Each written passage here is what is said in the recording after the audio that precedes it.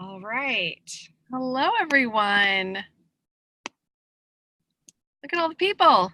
Great. We're just getting everyone in the room, so hold tight while we make sure we have everyone who is going to be on this call.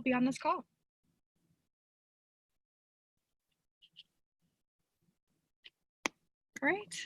Yeah, we'll get started in just a minute or two. Yeah. Nice to see some familiar names coming on in.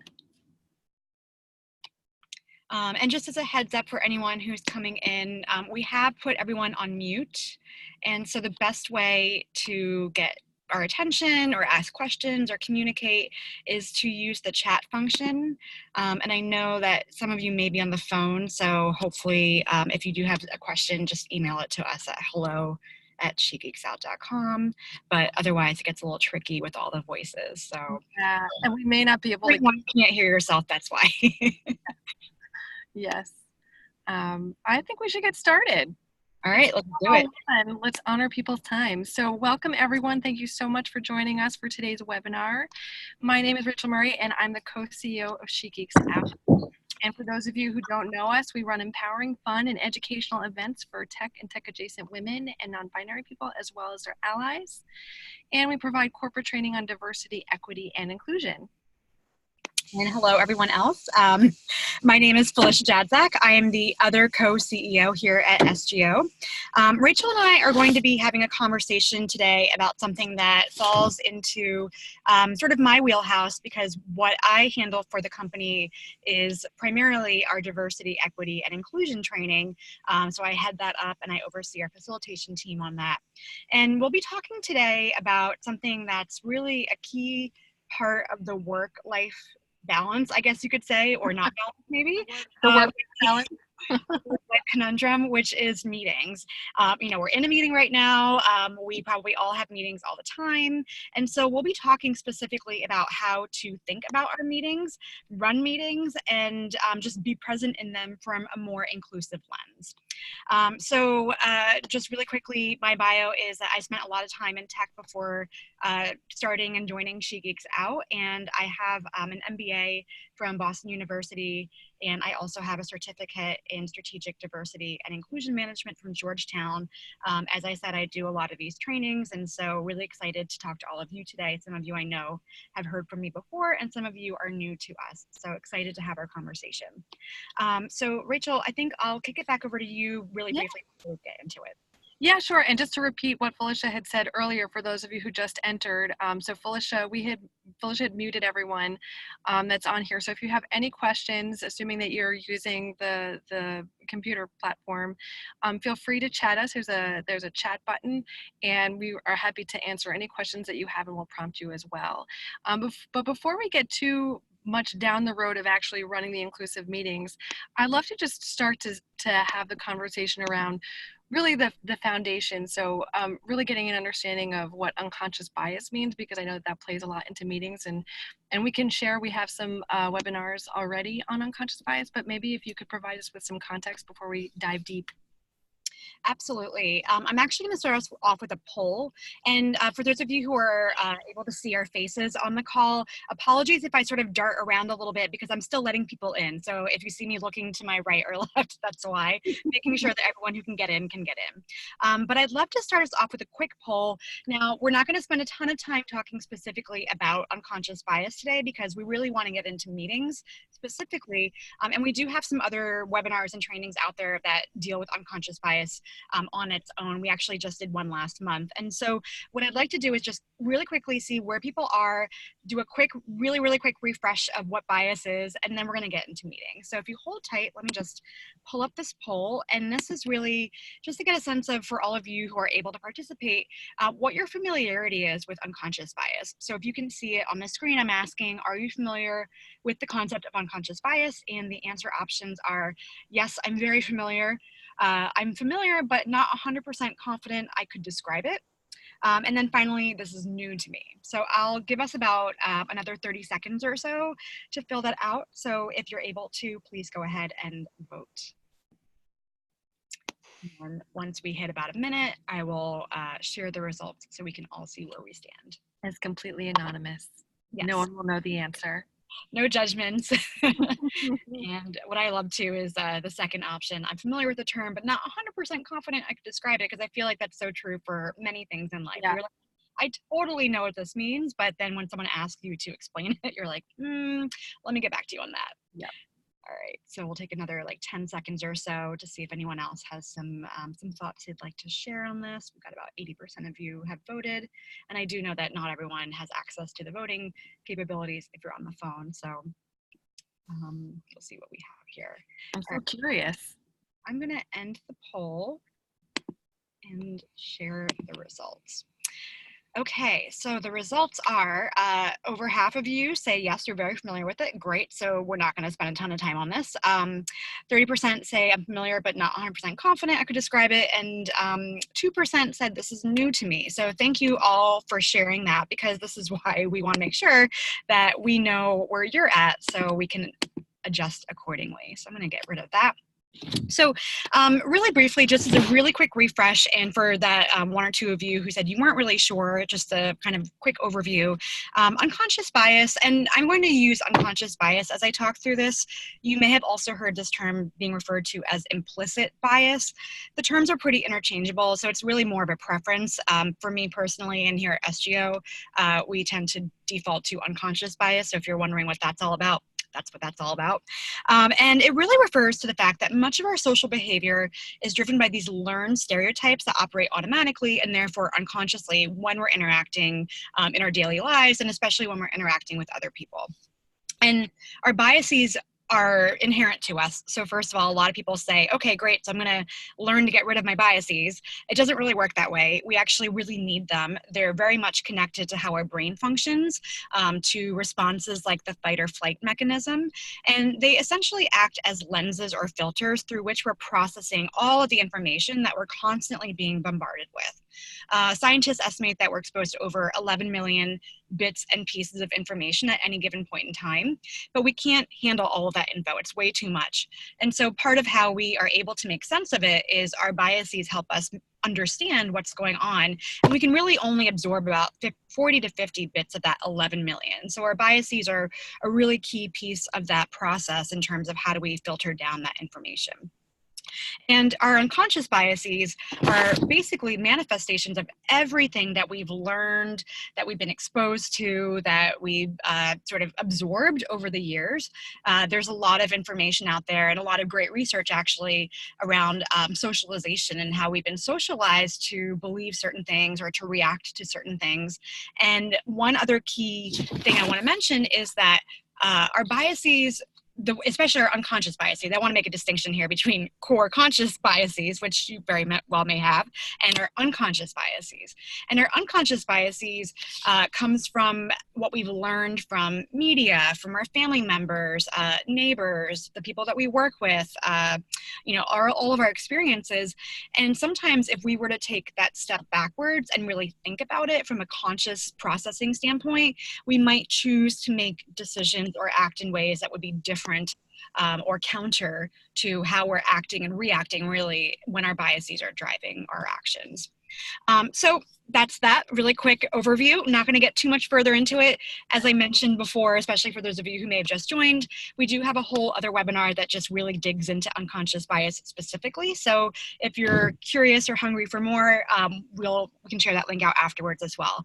But I want to switch gears now, and keeping bias and unconscious bias in mind, now talk specifically about meetings, because one thing we probably all have in common, actually I can say we definitely all have in common because we're all in one right now, is we all are in meetings, no matter what our company is, no matter what our job industry is.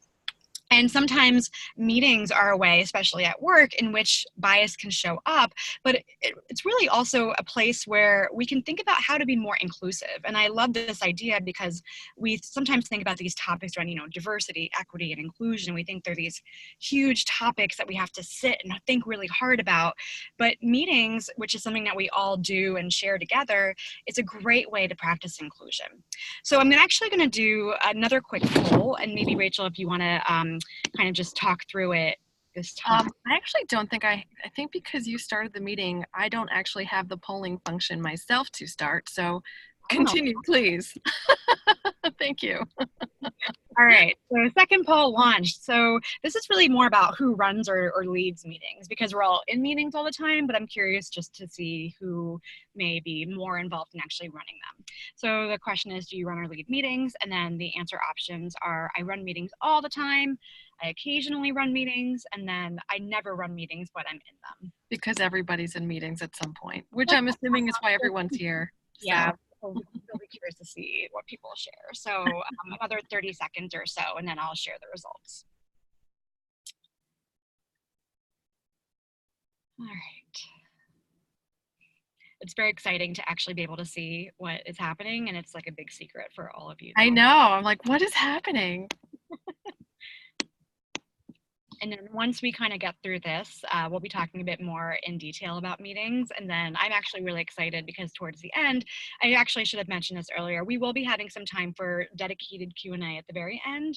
But before we get into that, Rachel and I will actually be sharing some of our SGO best practices for meetings. All right, so let me end this and I'm going to share the results. Great. All right, so hopefully everyone can see that. All right. So the options here are, or the answers rather, I should say. So over half of you, almost over, or just over half of you rather, run meetings all the time. So great, you're in the right spot then. 42% of you occasionally run meetings, so you are also in the right spot. And then 7% never run meetings, but you're in them. So you're also in the right spot too, because we're going to do all of this stuff.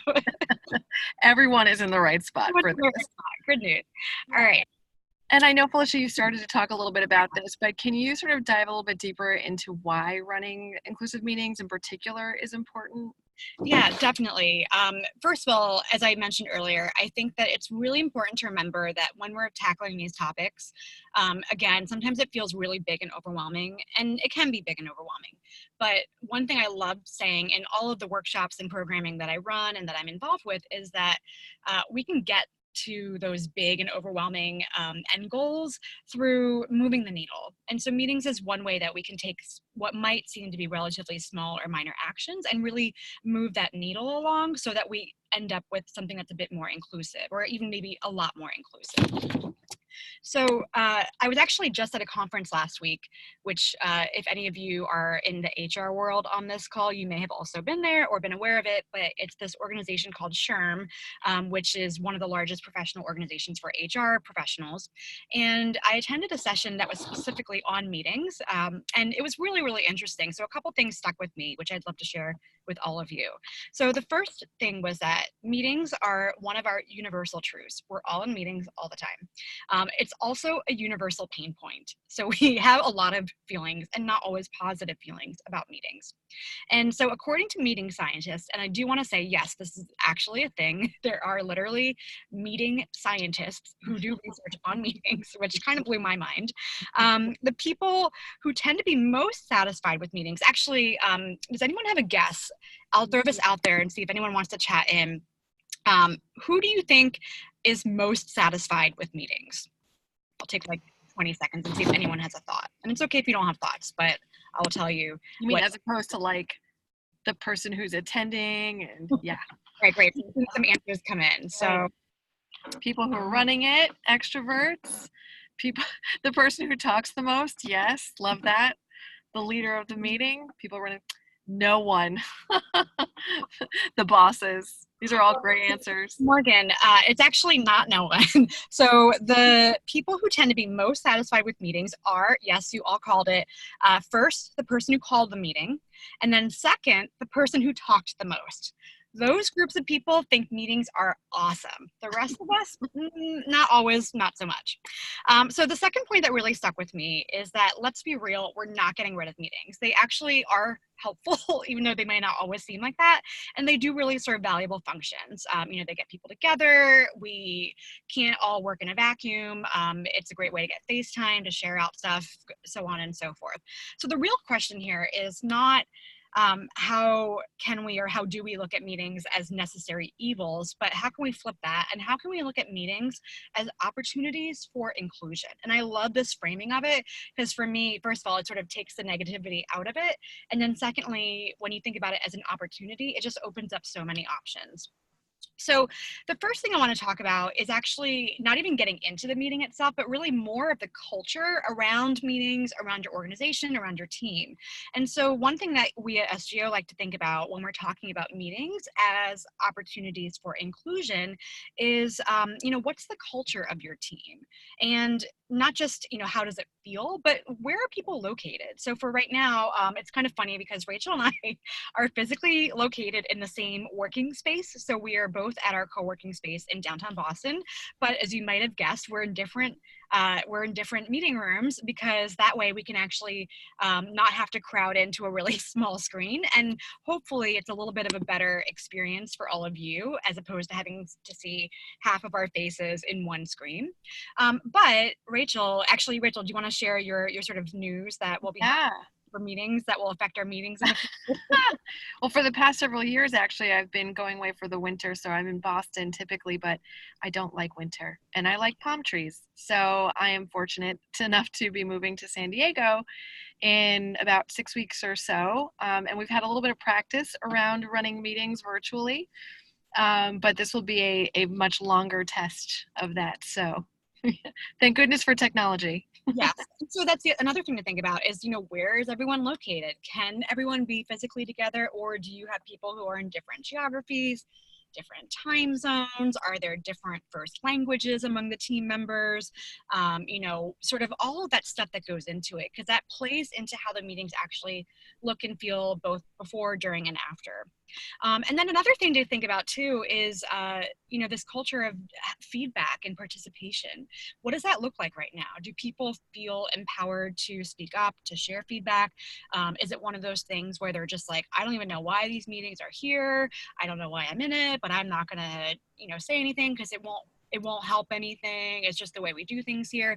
Or do you have more of a culture where people really feel like they're part of it, that they own parts of this, whether it's the meetings or the work as a whole? So thinking about all of that will help us think about then the actual meeting itself.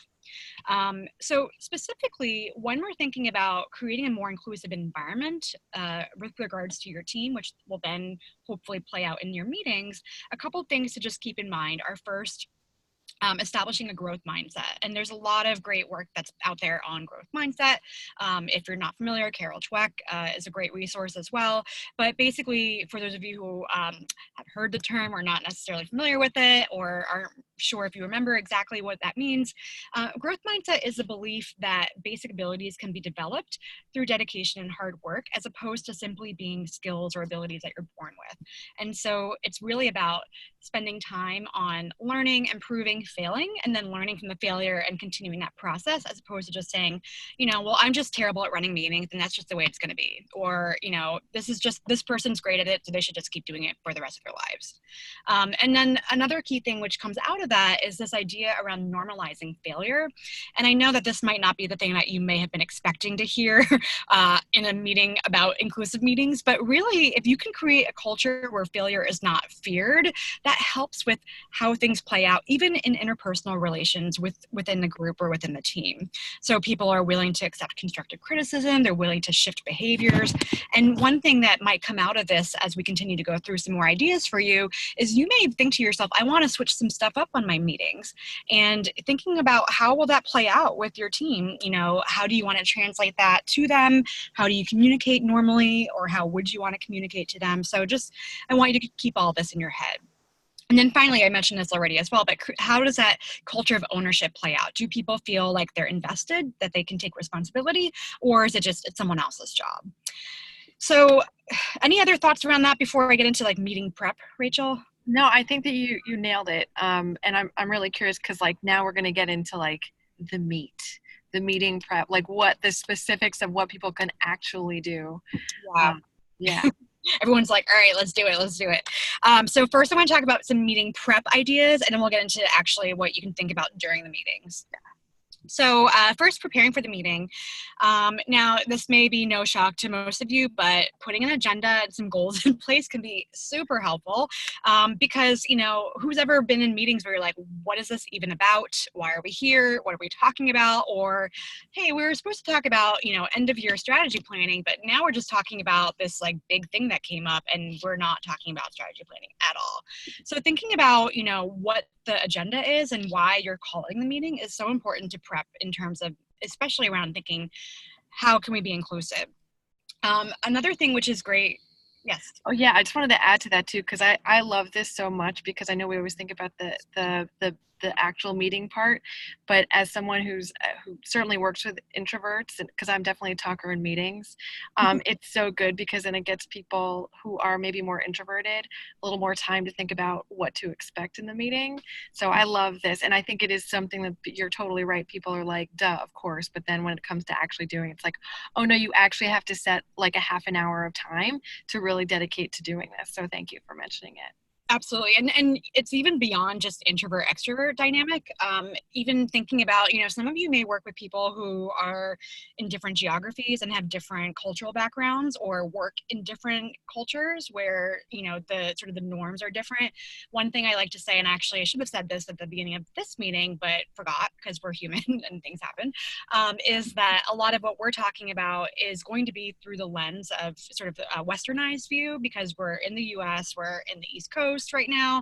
A lot of the clients that SGO works with, that I work with, are US based and US centric companies, but we are also at the same time an increasingly global community and a global organizations. And so, we may have people, or you may have people who you're working with very closely who are in a different country, who are in a different time zone, or even they may be in your same office location, but they're from different areas, or they may have different first languages. And so these are all other great reasons why it's helpful sometimes to have that agenda in advance. So whether someone is more introverted, whether they're more neurodiverse, whether they don't speak English as their first language, it gives them some time to think about and prep how they want to show up, as opposed to you forcing an extroverted sort of persona on everyone in the team. The next thing to think about beyond sending out agenda in advance is who should be at the meeting. So selecting who should be there. Now, you can look at this from two different points of view. So the first is, does someone really need to be there? And then the second point of view is, or the second thing to keep in mind is, are we leaving anyone out who should be part of this meeting? Because I can tell you, and I'm sure you've had the same experience, Rachel, and maybe those of you on the webinar have also had this experience. It's equally sucky to realize that you've been left out of a meeting that you should have been part of, as being part of a meeting where you're like, this was an hour or 2 hours of my life that I'll never get back, and I did not need to be here. So really thinking about who should be in that meeting. Another tip which I learned from this conference last week, which I really love, is this idea of core participants and secondary participants. So core people are people who really need to be in that meeting. Secondary people are people who, yeah, it actually could be good for them to be in the meeting, but they probably don't need to be there. And maybe it could be dealt with an email later, or a conversation later, or maybe they can be looped in later on, but they don't have to be in that initial meeting or that time that you're setting aside. And so really thinking about core versus secondary, and then, maybe still inviting the whole group, but really making sure you're identifying core versus that other group, and making sure they can say, great, I'll be there, or actually I'll bow out of this one. And this ties back to culture, because then making sure there's a culture where it's not about, we say it's okay to not go if you're secondary, but it's really not okay. So making sure that you're making it acceptable and encouraged to bow out if you're not a core participant. And then the other thing too, actually, is making sure you're prepping from a technology standpoint. So case in point, do you have the meeting rooms booked? You'd be surprised how many times like we have meetings and we're like, didn't book a meeting room for this. Okay, so making sure that you're setting space aside, you're setting the time aside. If you need technology, making sure you test the technology, whether it's some kind of video conferencing or a Zoom or chats or whatever else you're using, making sure you're testing all that. And then again, going back to the structure, going back to that agenda, what's the timing like? Do you have roles that are going to be assigned to people, and we'll get more into that in just a bit. And then finally, logistics. How long should the meeting be? What time of day should it be? And one thing I want to note here as well is this idea that, and I'm Rachel's gonna laugh because we kind of joke about this concept, or this phrase really, where people keep saying to us for whatever reasons, time is a social construct. We do have a lot of people saying that to us. I don't know why, but it's a social construct. It's true, actually. It really is true. For those of us who are experiencing daylight savings time right now in the US, time is a social construct, right? But keeping that in mind, we also see that most meetings tend to default to an hour long. Even this webinar, we've set it up for an hour. Sometimes it's worth taking that step backwards and thinking, does it have to be an hour? Does it need more time? Does it need less time? And I think this is a great place where you can actually experiment a little bit. And for those of you who have ever done anything around like A/B testing, try and A/B test your meetings. Yeah. Try it 1 week or 1 month, doing all, sort of standard like hour long or whatever your normal time is, or your default time. And then try some others where it's like, maybe let's try and schedule it for 45 minutes or 50 minutes and see, like, maybe we can actually give everyone 10 minutes or 15 minutes back of their lives. And then that's going to be more productive, and that'll lead to other great things too. But there's actually a lot of research around how we tend to fill up the time we have allocated to us. So if we only allocate ourselves 45 minutes and we can still get through it all, great. Let's not stretch it out into an hour or 2 hours or whatever that might be. And then another thing too, which kind of feeds into this, which I loved, is this idea. Now, I'm not sure if this is true for everybody, but I know that when I was in school, middle school and high school, even when we had classes in the same building, we always had transition time between the classes. So depending on, what year I was or what the classes were, we either had like 5 to 10 minutes of transition time between our classes. So that way you can take a bathroom break, you can move physically to where you need to go to, especially if you're not in meetings that are right next to each other. You have some time to kind of decompress. But we don't do that now, do we? I mean, I don't know about all of you, and I'd love if anyone does have transition times like this built in as a matter of course to let us know. But I can tell you at least for me and Rachel, it's something that we should probably start thinking about a little bit more because, there are many times where we get booked out back to back all day long in calls and meetings, and it's like, oh God, like I just really need to take a bio break, or we ran out to get lunch at 11 a.m. today because we're going to be in meetings for the rest of this day because starting with this webinar. So how does that work? Yeah, and it's great too, and I'm glad that you mentioned that. So there are these apps now. You love Calendly and I love Meeting Bird, and one thing that's really nice in there is that you can actually, when you send out a calendar invite, you can actually build in those enforced breaks, which is really nice. But you're totally right, not by default. And I think you could probably change your Google Calendar setting to like 50 minutes or something, which I don't think we do that by default. And that's something we should probably start doing. I'm glad we had this talk with another 60 people. And you feel like we're practicing, transparency and vulnerability, and we'll talk a bit later on about what we're doing, but this doesn't mean that we're perfect by any stretch of the imagination, and we can always all be learning. That's it. And I know, and before we go into the actual hosting, I want to make sure I get to some questions, but I also want you to finish up with the prep if you have anything else that you wanted to add to that.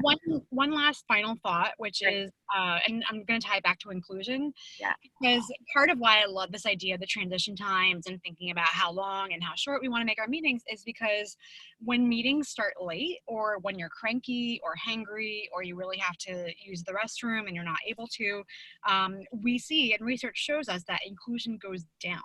So if our goal is to be more inclusive, how can we make sure that we're building in processes and logistical structures to actually help us and not hurt us when it comes to that? That is so wise. So we got one question sent to us was, are there basic pieces of an agenda that you recommend? They heard goals and general topics, but do you think it's necessary to assign time limits / frame for topics, specific questions, roles, speakers, and how far in advance do you recommend sending out the agenda? Those are all great questions. I'm not going to get really specific with what should be on the agenda, just because it's going to be so different for every single person, and even for the type of meeting, right? So, like Rachel and I are both managers on our team, and so, the agenda for a one-on-one is going to be really different than a strategy agenda or a team meeting agenda or a check-in agenda, and it'll be really different from industry to industry, from organization to organization. So I think that, really making sure that you think about what will work for you. And this could be that your team's agenda could look really different than someone else's team who's in the same organization. So I know it's not a great answer because it's not super specific, but just kind of keeping in mind, testing stuff out. And I see that Cheris shared that a previous job encouraged meeting owners to give the group notice at 10 and 5 minutes before scheduled meeting times or end time to help participants respect the other schedule, which is a great idea too. Um, I'm actually going to go through some like more high level agenda stuff, so I'll get into that in just a second. Were there other questions that didn't come through to everybody? Yeah, I'm sorry, you were gonna, had you already covered the how far in advance, do you recommend sending out the agenda? No, I thank you for reminding me. Yeah. Yeah, I mean, again, I think you'll have to see what works best for you. I typically default to about a week in advance, but again, sometimes it doesn't work that way. Sometimes it's 24 hours or, that morning for an afternoon meeting. So, I think try and be as far out as possible, but recognize that things come up and, you think of something or you forget or, like I've been traveling this last week and then I was out yesterday. So sometimes things don't get sent out in a timely enough fashion, but try to send as much notice as possible. Yeah, I totally agree with that, and I would add that, for some of the other issues around, like, do we have time limit? Do we time bind specific topics? Do we assign roles and speakers? I think, again, like to what Felicia said about like sort of A/B testing what works specifically for you. I think they're all really good ideas, but I think meetings are going to have different structures to them. But I would say what's nice is once you sort of figured out what works, just really like make it a structure that you have going through. And I know we'll talk a little bit about sort of some of the structure things that we put in place in our meetings that help, for Yeah. sure. And another thing too, and I think I touched on this a little bit earlier with what I was talking about with regards to communication, but this doesn't have to be where you are thinking about this in a vacuum. So you can ask your team. You can go back to your team and say, "Hey, I'd love to think about what a good agenda structure should be, or how far in advance do you want the agenda?" Like ask them because There they might should be a meeting about a meeting. have a meeting about a meeting, or like, it might be that some people on your team might say, I don't really care, like give me the agenda the morning of, I'll be great. And others will say, I actually really would like 2 weeks or 5 days or whatever it might be. And so, I think a lot of times when we're talking about inclusion, especially, and when we're dealing with different people in the workplace, is we forget that not everyone thinks the same way and not everyone thinks the same way as you.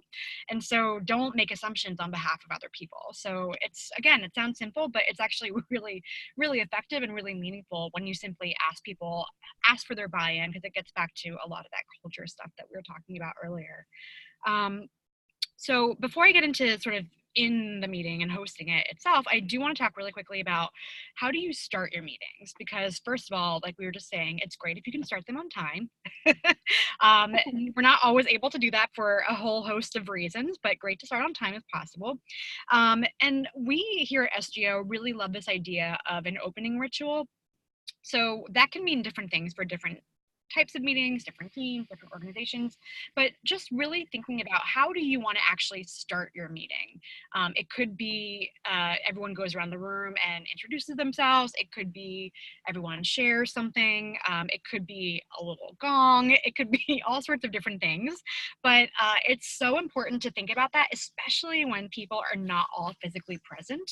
Because again, I'm sure all of us have been there at one point or another where you're not in the room with everyone else, but you're on a phone call or you're on a video and you're just sort of like sitting there. You're like, great, the meeting started, but everyone's just chatting and I don't know what's happening. And minutes are ticking away.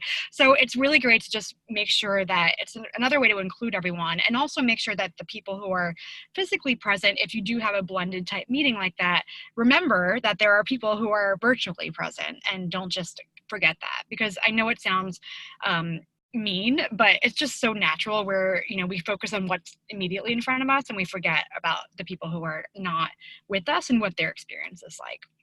And another thing too is that, tying back to this idea of core versus secondary, if you are able to build in an opening ritual, another thought you could think about to build in is give people a minute where you say, here's your opportunity. If you're sitting in this meeting and you've just realized you really don't need to be here because you're a secondary participant and not a core, I invite you to leave. And again, have it be no judgment, no, negativity, but really give them the opportunity to say, you know what? I thought I needed to be here. I'm realizing I made a terrible mistake, in the words of Arrested Development. I made a terrible mistake. Let them leave. You don't need them there if they don't need to be there. So give them that opportunity.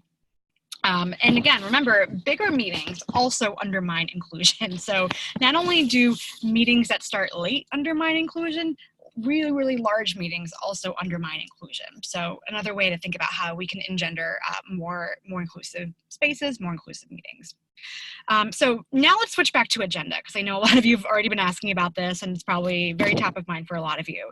So, one way to think about it is, you can have someone who's the primary point of person who's leading the meeting, but you could also make sure that you're very specifically giving individual team members time on that agenda. So that's another reason why it's really great to send it out in advance, especially if you want to remind people that you're asking them to prep for certain parts of it. And I think someone had asked about the timing. This is another part where you can put some time bound limits in there and some roles. So for example, let's say you have a great team, but one person in particular is super chatty and they just kind of go off, and they're not saying bad things, they're not saying, things that aren't relevant, but they just take a lot of time talking and sort of eat up the rest of your meeting time. So if you know that's the case, what you can do is you could actually tell them, you have 5 minutes to tell us about XYZ, no more, no less. You could also say, for this meeting, we're going to have, Susie be the host. We'll have, James be the secretary. We'll have Mary be the timekeeper. And then that way you've set out roles. And so in this random made up instance that I'm making up on the fly, Mary, the timekeeper, will tell, the person that their 5 minutes is up, and then you got to move on. Sorry, on the agenda, can't spare any more time. The agenda tells us got to keep moving on. So it's a great way to kind of corral things if you tend to see issues like that arise. And research tells us that in a typical 6-person meeting, 2 people will tend to do more than 60% of the talking in that meeting. And so in bigger meetings, that problem gets worse. So again, one way to address not only making sure that everyone has some time and you can hear from everyone if that's what you want, but also making sure that inclusion is being boosted, not brought down. So I just talked about roles and responsibilities. There's a couple other things we can think about. So timekeeper is one role, like a host or a facilitator, someone who's sort of keeping it moving, another great role. And I think that's another role which is really nice, especially if you have a mixture of experiences and ages on your team. So for someone who's a little bit more junior and maybe younger, it can be a nice role for them to experiment with, or at least try out feeling or having that leadership capability. So it's not just always about, oh, the junior person has to take the notes, or the junior person doesn't really talk a lot. And you should be rotating your roles. You shouldn't have the same person do the same role every time. So for example, if you have someone who's taking notes, maybe change it up a little bit or change it up every time. So that way, again, going back to our biases, like we were talking about earlier, research shows that, a lot of times women tend to get placed into the role of the note taker, the secretary, the house mom, or the housekeeper type role. So you can actually rotate that out to try and mitigate some of that unconscious bias coming through. Oh, and may I interrupt for 1 second, because we got a question in, and I was like, I'll make sure we get to that, and I'm reading it, and I think you're actually going to get to it, so I just want to address that. Someone had asked, how do you manage folks who talk a lot, who may have more power or are at a higher role than you? And I actually think you might be getting to some of that too, so I just wanted to acknowledge that question as you lead into it. Yeah, I think so. I think again, this is where the roles can come in really handy. That does add absolutely another layer of complexity to the situation. And I think that this ties back into this idea around what is the culture of your team? Like, do you have a culture and do you encourage a culture where people can speak up? And, if you have a team dynamic where, let's say it's the CEO who's part of these regular stand-ups or these team meetings talks a lot and really dominates the conversation. Does the team feel, or do people on the team feel like they can actually raise that up to this person and say, hey, like, in the spirit of being more inclusive, can you rein down the talking time a little bit? Or we're going to actually start putting in place some time limits, and we're going to just be really strict about it to make sure that we're not having one person's voice dominate over the other. Now, I know will not be a possibility for a lot of us. Some of us may work in really rigid, really structured, regimented organizations where it's not the culture to be able to speak to that. And I think there are some other ways to get around it where you could have someone, it could be you or it could be someone else, an ally almost, who's essentially maybe a trusted confidant or a peer or a friend of this senior person, who you could ask this other person to go to them and say, hey, just noticing that you talk a lot and no one else gets to get a word in edgewise. Could you maybe rein it down a little bit? You could have someone try and even make like a joke out of it. So not a joke, but like make it a little bit lighthearted.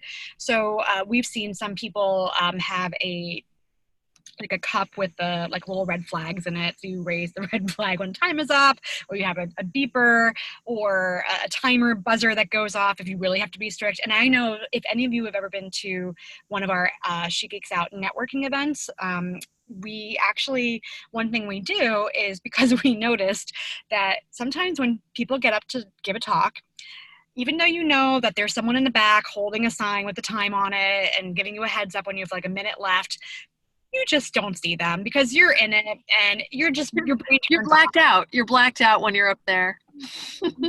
You go blank. And so we've seen this happen so many times. So what we started doing was we started having our person who's moderating the networking event have an actual literal timer, and we put 10 minutes on the clock and we let everyone know. So when you're at the event, if you've been to one, you've heard this happen. We say the speaker's got 10 minutes, putting it on the timer now. Once the beeper goes off, if they keep going, it's on them, not on us. And so it's always sort of like a lighthearted moment. People laugh, but it's sort of like a norm that we're establishing, that we want to respect people's times. B, if it does go off, sometimes we do have speakers who keep talking, but at least we know that the group knows that that's the dynamic. And most times what we see is the speaker will wrap right up once that beeper goes off. So that's one thing to think about. There's other ways to structure it. So, if you know that people tend to talk a lot, maybe try and switch it up a little bit. Maybe even though everyone's in the same physical location, have everyone join virtually, and then have the host and the moderator make it like we have right now, where you can't unmute yourself. And so maybe if you know that there's a problem, you just unmute that person for 5 minutes and then put them right back on mute once that 5 minutes is up. So there's a lot of ways to get creative around this. There's just, I think really what it comes down to is thinking about what is your current culture, what is permissible, where can you push things, what would you like it to be, how can you talk about it, and I think especially if you are thinking about making changes, not just saying this is the way it's going to be and rolling that out, but really being transparent, maybe opening it up for some other thoughts and feedback, and not just rolling it out without asking anybody. So I see there's one or two other questions that came through. There was one there. April had written to everyone, when I saw that mostly women were volunteering to be note taker and the men and the men never ever did. She suggested that they rotate the task for each staff member going alphabetically down the staff list, and it was implemented, which is so awesome. And then Natalie has a really good question. She's in a meeting of 15 in which she's the only woman. How would you recommend continuing to encourage diversifying meetings? Yeah, so Natalie, I'm actually going to respond with my classic response for stuff like this, which is, what do you mean by diversifying the meeting? Now, I'm assuming based off your question that you mean around gender, but I again don't want to make assumptions on behalf of anyone. If that is the case, it's hard because it'll depend on, is it possible to diversify from a gender standpoint? And a lot of companies don't have great demographic numbers when it comes to that. So diversifying from that regard would actually mean bringing in people who don't need to be there. So, I think that, again, just making sure that you're including people who should be in the meeting, not including people just for the sake of being a figurehead or checking a number box or a demographic box, because that's not what we're aiming for when we're thinking about inclusion. And, maybe it's about thinking about, let's say that you're on a team of mostly men and you're the only woman. Are there other teams that are a bit more balanced when it comes to gender that you work with that maybe you could have more collaborative meetings with? Maybe it's about having more of a high level strategy meeting, or brainstorming type stuff, and thinking about bringing in people that way. When it comes to, and again, I should also say, I actually don't even know what your typical meetings tend to be on. So for example, if you're a recruiter, then there are a lot of ways to go about this with regards to things like interview panels and, who's in the round table and getting in different points of view. If you're going to be talking about a product release, then that's a different conversation, of course. So, curious if anyone else on the webinar has thoughts around that, but that's sort of my initial thoughts. And I don't know if you have any other thoughts to respond to that, Rachel. Yeah, I mean, my only thought is that I don't know what the breakdown is, the demographic breakdown of the team is, but if it's about having more people on the team that are more women or from other marginalized groups, then I would say attend one of our upcoming hiring recruiting webinars that we, we have, which might be able to help. Sorry, I'm a marketer at heart at the end of the day, so that is my advice. Yeah, Is and just one final thought on that too. And maybe it's about switching up your meetings a little bit, and maybe you have one meeting a quarter or one a month where you invite someone who's outside the organization to come that's a great idea. lunch and learn, Or or outside the team if it's a team thing.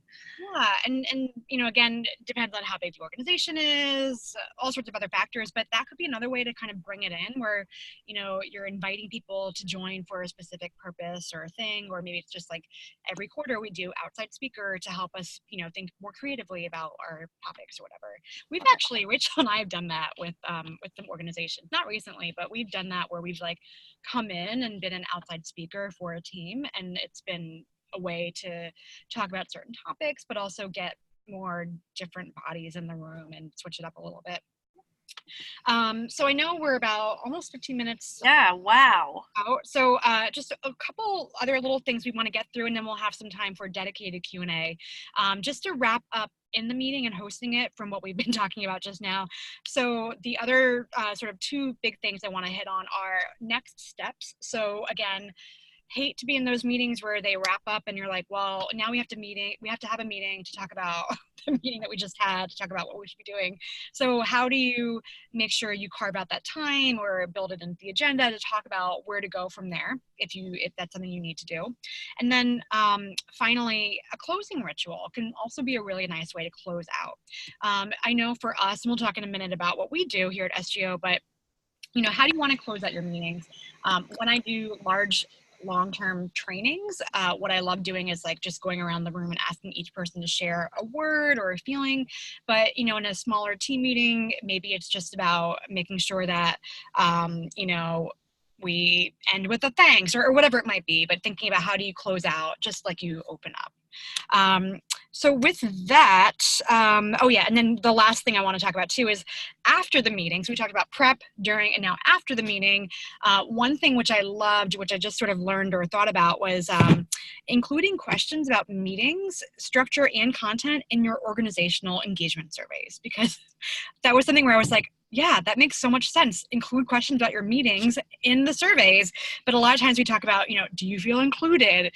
And then we don't get into any specifics. So thinking about including that type of data and data gathering into your pre-existing, hopefully, processes. You know what? And also, we had somebody mention, just 100% agree, and it's something that I'm inconsistent about. Is better about, is also when you do introductions, especially to a new group of people, is to mention your pronouns. Yeah, and Felicia actually includes that in your Zoom. I don't know why I haven't updated that. I put it in a lot of other places, but that's great. I'll tell you, it's actually not automatically included. So for those of you who can see my name on the Zoom, I've got my name with parentheses, she, her, hers, which are my pronouns, which I did not share in the beginning. My bad. But it's something where when I prepped for the meeting, I made sure to go in a little early, set up all the logistics, make sure everything works well, and then you can actually rename yourself. And so in my renaming, I just type in the pronouns to include that. So, so we have about 11 minutes left. I'd love to just really briefly chat with you, Rachel, about what we're doing at SGO to kind of like take a lot of this conceptual stuff and boil it down into what we do. So also to tell you all about how we practice what we preach, and then have a couple minutes for some Q&A.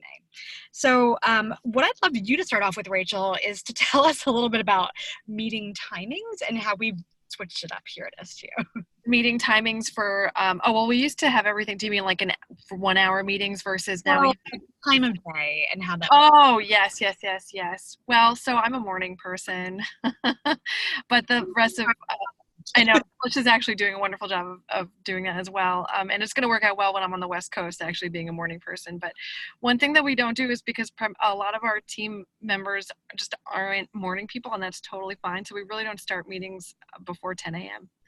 That's just something that we typically don't do. So that's one thing that I think they're talking about. We used to have our team meetings at 9 a.m. And one day during the meeting, we literally were just like, this is not working. Oh, yeah, everyone was like comatose except me. I was like, let's do this. I need at least 2 cups of coffee to function in the morning. So having meeting start times at 10 gives me enough time to, process, get all that stuff in, get the caffeination, and be alert for the meeting. Another thing which we practice here at SGO is so we also use this idea of the opening ritual. And so we start off every team meeting with a gratitude check. And basically it can be whatever people want to share. It's probably usually like a minute per person, if that. And we just go around, we rotate who starts first, so we'll have a volunteer start first. And it's just something where it's a way for us to open the meeting, but also it's a great way for us to get to know the team members a bit better. So, for example, a gratitude could be, I'm really grateful for the latest season of Mindhunters on Netflix, or I'm really grateful for my partner, or I'm really grateful that the sun is going down really early. I don't even know why you'd be grateful for that, but whatever you're grateful for. And then it just builds those team bonds. It gets you to get to know your teammates on a slightly better, more deeper level, and just start that meeting off. Yeah, and to add to that, it also starts out with being positive too. I think when we're grateful, we think about the positivity aspect of it. And I would also like to add to that we have quarterly ambassador meetings, and one thing we always do is we start out with I geek out abouts, and those are really fun too because people are always geeking out about different things as well. And so those are really just nice ways to sort of engage for the same Yeah. reason. And you never know what you'll learn. Like we take meeting notes for our ambassador meetings, and half of it's about like the latest TV show that we had no idea So, or meeting or whatever it might or be. a book or yeah. I'm glad you brought up the ambassador meeting because that's another thing I wanted to touch on, which is that in our ambassador meetings, we actually do them as a blended in-person and virtual meeting. And so we're not great about it because the technology always seems to fail in some way. But one thing that's been really helpful is we have someone, actually it's usually me for whatever reason, but someone who's monitoring Yeah. our Slack. So we have the Zoom chat and we have a Slack channel which is dedicated just for the ambassadors. And so if they're having technology issues, if they're running late, if something came up, if they are wanting to share something but they don't want to break in on the voice or video, that's a great thing to make sure that they're included, even though it gets really lively in person. So whoever that person is can say, also just want to break in really quickly, Juliana is talking about blah blah blah blah blah, and so I want to make sure either we pause here, give her some time to speak, or she just wanted us all to know that she's leaving early, so goodbye. That's really, really great because it's so easy to lose the virtual people, especially when you have a large in-person meeting. That's true. And I'm recognizing that we only have 7 minutes of time. Yeah, Speaking let's switch of to time. some Q&A now, and I know we have the Yeah, questions. yeah, we already have some, and I want to mention someone privately wrote that and I love this as a closing ritual. They also do a quick 1 to 5 check-in on how productive folks felt the meeting went. Oh, No nice. comments or discussion, just a pulse check 1 through 5. I love that idea. It's simple, it's easy, it's great. And then Devin wrote something that just about having patterns and repeatable, and so that was great. And then another a question: how do you think your opening rituals foster a sense of inclusion for everyone in attendance? Yeah, I mean, I personally think it's great because I feel more connected. And, it's interesting because on a sort of personal, professional level, so Rachel and I, last year, it was just the two of us. This year, we have like, I think 6 people on our team. And so, what's been really great is these opening rituals help us to get to know the team better. Even it doesn't have to always be a personal gratitude, it can be a professional gratitude. It's also a great way to recognize people for awesome work that they're doing. And so sometimes we'll have people say, I'm grateful for so and so because they came through when I was in a bind and helped me. And so we may not always know that. So it's great Yeah. for us to know. And it's nice to recognize people publicly. And the other thing too, I think, is that, and again, I sort of harp on the introvert thing because I think introverts do definitely get impacted in meetings. From an inclusion standpoint, giving even introverts an opportunity to say something that doesn't have to feel like, oh, if I have to say the right thing. I think that's where a lot of people can feel nervous about speaking up in meetings in front of people. By just sort of saying something that's a little bit benign, it helps to actually get their voice out there, and it sets that tone of everyone listening, paying attention. And I will say one thing is, when we do the gratitude checks and the She Geeks Out, there's never a time when we're like, oh, next. It's always taking a minute to say, wow, that's really cool or engaging. So it does, I think, bring people together in that way. Yeah, I've actually, this is not She Geeks Out specific, but I attended a facilitator training couple months, like 6 months ago maybe. And one thing that this group did, which I loved, is they actually built it in. So they were having a lot of people go around and share stuff, but they asked everyone to take a 30-second beat to absorb the information before moving to the next person. And this is where the facilitator role came in really handy, because the person who was running that particular session was keeping the time. So, she would say, Felicia, share, I would share, and then she would say, great, thank you, and then sort of like say, let's take a moment, 30 seconds. And then she would turn to the next person and say, Rachel, can you share next? And that was really nice too. Again, you may not be able to do that as part of your meeting, but another thing to think about. And the reason I also want to talk about the reason why we started doing this is because we went to a session last year at the Massachusetts Conference for Women where, and I'm forgetting his name, but if it'll come to me, we'll share it out afterwards. The speaker was awesome. He did a lot of research on team dynamics and feeling welcome and positivity and all this great stuff. And so he actually had shared how they did this in emergency rooms with doctors and nurses, and the fact that they were able to know about the team members deeper helped them when they got into high stress, high stakes situations. Obviously, that's a life or death situation. We're not really dealing with life or death situations, but when we're in crunch mode and we have to, be all hands on deck, because we know each other much better, it does help to have us work together as a more cohesive team. Oh, And I, Sean Aker. Sorry. Thank you. See, yeah, got the brain power going here. we only have a few minutes left. So are there any other questions before we shut this whole thing down? I know a lot of people do tend to ask this either here or before or after, but we are recording this and we do plan to share it out. So you'll be getting an email from us with the recording. Yeah, and I know there were a bunch of people who were not able to join right on time. Totally fine. So again, if you missed a little bit in the beginning, you can check out that recording and see what you missed. Hopefully nothing crazy. Any other questions? I think We just gave you all the meeting information.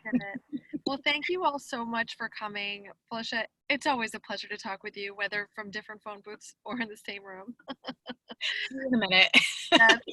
Thank you all for sharing your wisdom with us as well, and your questions. And if you have any questions for us afterwards, don't hesitate to reach out. You can always email us at hello@. We are here, and we hope that you have a wonderful rest of your week.